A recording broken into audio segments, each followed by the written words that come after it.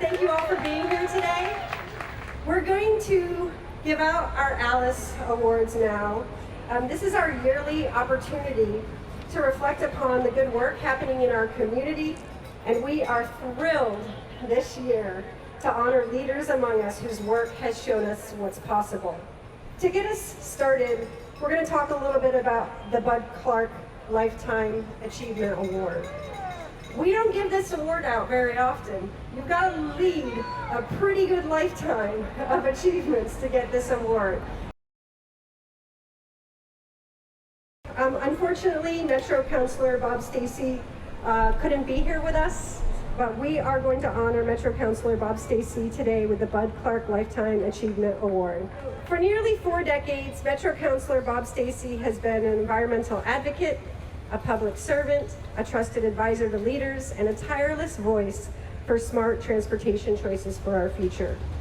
Over the course of his career, he served as the executive director of Thousand Friends of Oregon, chief of staff to Congressman Earl Blumenauer, executive director for policy and planning at TriMet, and planning director for the city of Portland. Yeah, ring those bells. More cowbell for Bob.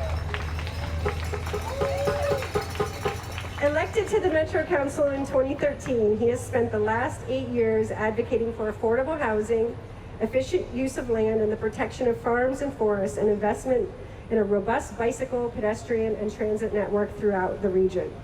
He never missed the chance to talk to neighbors and constituents, to conference rooms full of enthusiasts and skeptics, and to other attorneys hoping to follow in his footsteps. Councilor Stacey worked directly with staff, community partners, and local leaders to plan the Division Transit Project, and fought for increased light rail for the region, while advocating for more housing density and prioritizing affordable housing near MAX stations. He's pushed the region to adopt congestion pricing and spoken about lessons learned from other cities about induced demand on highways. In April 2021, the Portland Bureau of Transportation named the city's newest bicycle and pedestrian bridge the Bob Stacey Crossing to honor his commitment to good land use and transportation planning. Folks, let's give it up for Bob Stacey. Make him hear him from here.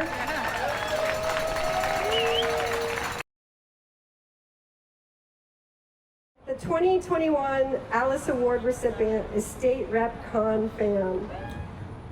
I'm so honored to be here today to accept this award, not on behalf of myself as an individual, but really on behalf of so many parents and small business owners and community members and activists who fought for years and years to make 82nd Avenue a safe place where we could live, work, play, and pray.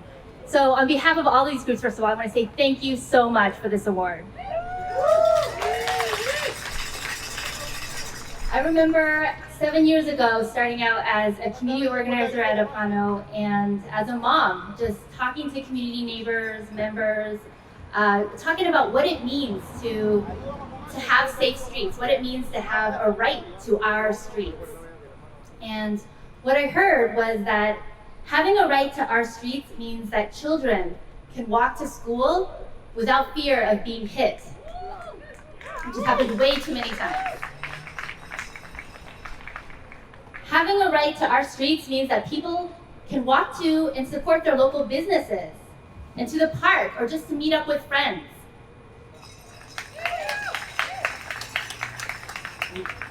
Having a right to our streets also means that we can design and build our streets in alignment with our values and our vision for our future and our communities.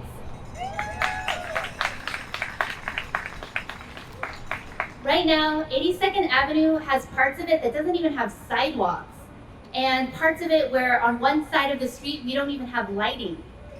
And that we have, it seems like every year, because of this poor infrastructure, we are mourning at one person who's lost their life because of an accident or just trying to cross the street. And we know that this impacts our BIPOC communities and low-income communities the most. We know that Black Portlanders are at 3 times the risk of losing their lives compared to white pedestrians. And the same as the neighborhoods east of 82nd. Similarly, the pedestrian death rate is 3 times as high east of 82nd as we find it in the neighborhoods west of 82nd Avenue. And that has to stop. We have to change this. I was elected by thousands of people in my district who told me over and over that they wanted to see climate action, bold climate action from our state that really centered economic justice and racial justice. Thank you. So that means that we have to put our money where our mouth is.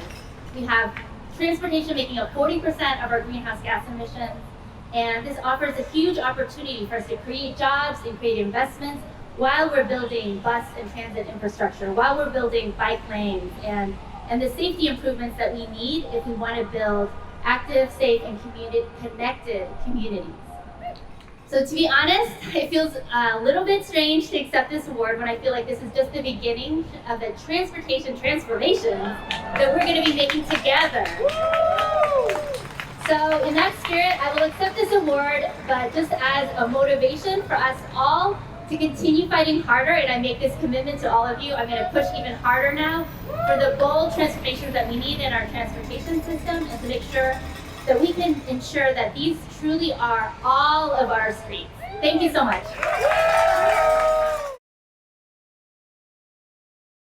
The Elizabeth Jennings Graham Transportation Justice Award. It's named for Elizabeth Jennings Graham, who successfully challenged racist streetcar policies in New York City in 1854 when she was 24 years old. This year, the award goes to BIPOC PNW for their leadership in actively creating intentional space for bike riders of color in our region.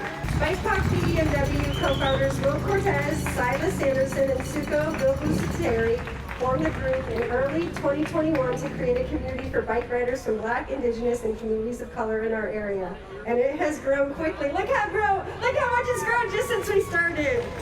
Please welcome to the stage, or right in front of it, Will, Silas, Suko, and the rest of their community. And I'm just going to hand this off to you and give you a few minutes to talk. And thanks. I got a sticker. I just wanted to make this short and just say thank you for this award. This means a lot to us.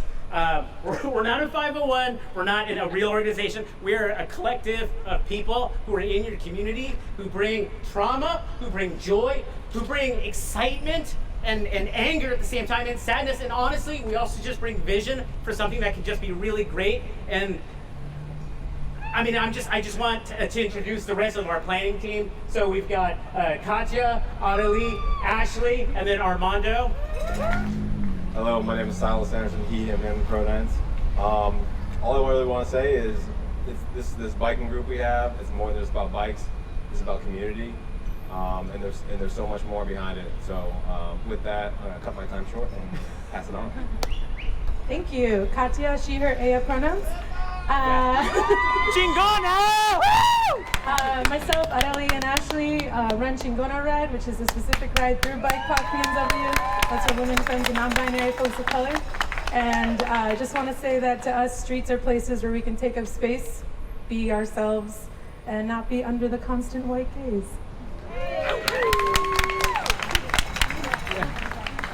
Hey everyone, my name is Ashley, she, her, aya, they, them, aa pronouns. Yeah, just really excited to be here. We just want to create safer and braver spaces for people. We recognize that it's not always going to be safe because we're never really safe here, especially existing as BIPOC in the community, but we appreciate everyone being here and taking up space with us together, and it means a great deal, so thank you.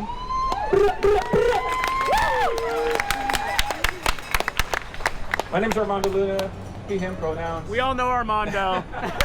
I just want to say I didn't know what I was missing until this group. It's awesome. Hi everyone, my name is Arlie, she, her pronouns.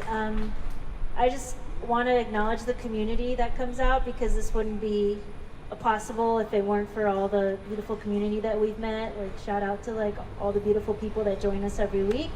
And I think that's what's really, for me at least, gotten me through this unreal apocalyptic life that we're living through, and just building community with other POC folks in White Portland has been really refreshing and like heartfelt, and giving us resistance to the life that we're in right now. So thank you so much. Is I want to invite everyone who's come on a BIPOC PNW ride with us to come up here and take a picture with us. Yeah.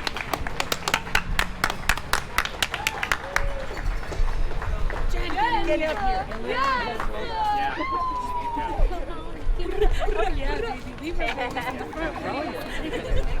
I'm always squatting. I always like.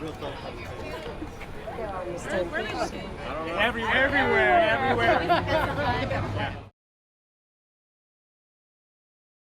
You know, sometimes things happen that need to happen, and Bike Park needed to happen, and so it was easy. It was easy for us to do what we needed to do, and things just took off. And so, you know, it's all heart-based, and it's awesome. How's it going to change or evolve from here, or is it like? You know, that's a good question, and for us, it's really about what feels right. It's all heart-based, and yeah, we're gonna take some stock in the wintertime and see what the best avenues are for moving forward. That feels right, that is right for the community, because this is about the community. It's not about any one person. It's about what does this community need, and how can we get there. That's all it's about. About riding bikes, absolutely. And I think that's where the staying power is going to be. We center it on bikes, right? We're always going to be riding bikes. Yeah, I don't have a good clear answer for the future. But what I can say is, as long as we stay true to, what our heart tells us, what the community wants, and bikes, I think staying power will be there, built in. Yeah, sounds like fun. All right, we'll be here watching. You'll have kind of a new campaign that you're working on. Can you share with us what that's about? Yeah, absolutely. So it's called the Our Streets campaign, really grounded in empowering people to make decisions in the streets and the places that they live. We're going to be creating a street scorecard that's going to be looking at the region-wide and really focusing on what a healthy street looks like. And so we're building that out right now. We're still trying to have some listening sessions, engage with communities, and because we recognize that the needs are different across the city, across the region. And we want to make sure that people can compare themselves and really understand what makes a street safe, what makes a street healthy, what makes a street accessible. But the key really is empowering people to make decisions in their own communities. I see. So this isn't going to be like going out and saying, we want this project, we want that project. Yeah. It's going to be like working with people. And then talking to Sarah a little bit, she was talking about data collection. Totally. Talk about that piece of it. There's so many data sets, and they're stratified across the region. Like length of sidewalk availability, bike lanes, are they protected or not? And so we're building that out as well. Air quality is another one we're really so I'm a fourth generation Portlander, right along the I-5 corridor. My great-grandparents were nearly displaced. They built the ditch right through, and now, 60 years later, the poison from that pathway is impacting, my grandfather's health. So thinking about air quality, a whole range of things. So we're building it out as we go, but super duper excited about this. And we really want to meet the people where they are, engage with the community, and figure out what it is that they want. What does it look like for them to have a safe street? So geographically, we're going to actually work with metro boundaries. We're thinking that that's a good place to start. We know that there are going to be data gaps. And the city of Portland is going to have deeper data than maybe the city of Tigard, but we'd like to make sure that it's whatever we collect it across the whole region. And what happens once you get this data? What's going to happen to the data? We're going to take it to the people, to the decision makers, and use it as a tool so people can not only describe but articulate what it is that's missing, what can be improved, and give them the ammunition they need to make changes. Cool. Sweet. All right, man. Thanks for chatting. Yeah, appreciate you.